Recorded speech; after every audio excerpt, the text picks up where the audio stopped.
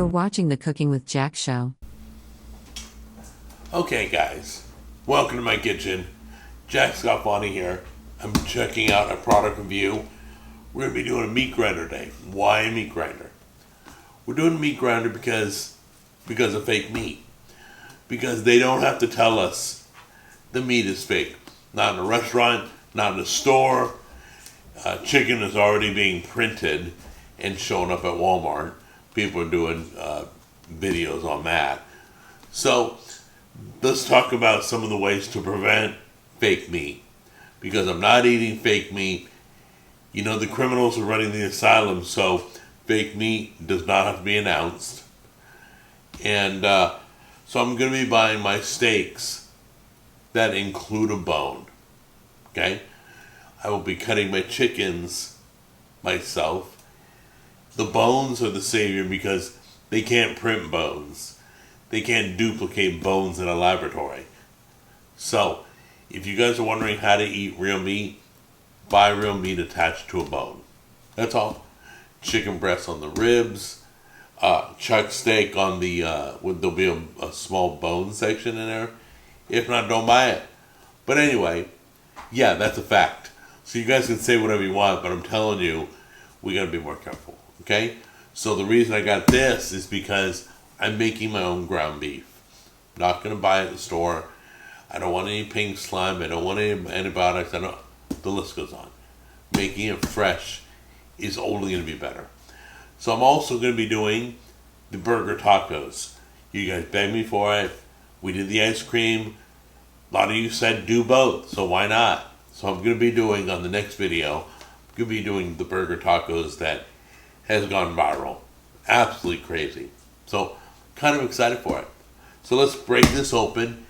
This was only about $89, I think. So I will have a link to this if it's good. If it's not good, go find another brand. All right? So let's get started. All right, first thing we're going to do is turn it on right here.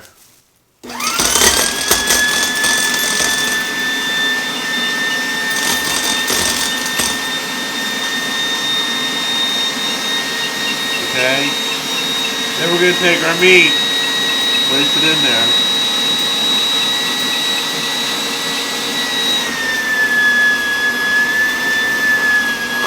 Ew. That's great.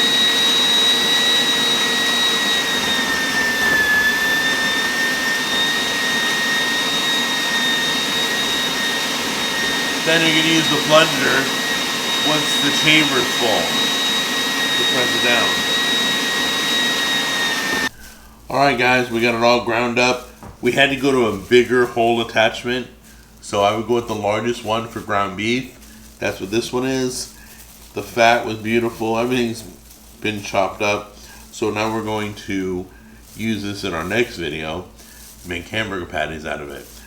If you guys got any tips, the plunger was a little difficult to push down.